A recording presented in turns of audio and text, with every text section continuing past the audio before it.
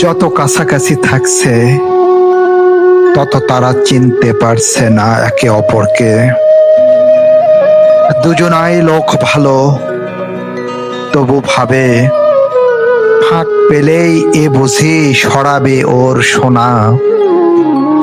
অথচ কদিন আগে দুজনাই ভেবেছিল যে কোনো দরকারে নিজের সূর্যাস্ত দিয়ে অপরকে ভোর কিনে দেবে।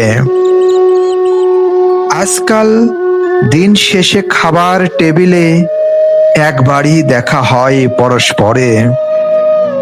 ঠান্ডা ফলের মতো হিম হাতে প্লেট তুলে দেয় স্ত্রী,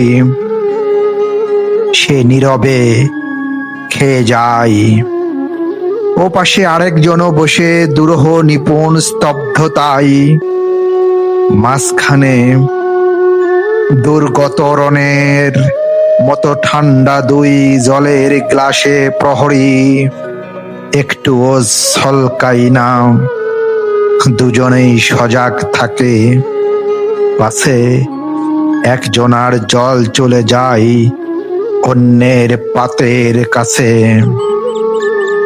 পাছে টেবিলেতে একটা জলকাণ্ড হয়। অথচ দুজনেই তারা লোক ভালো, সরল, বিশ্বাসী, উপকারী।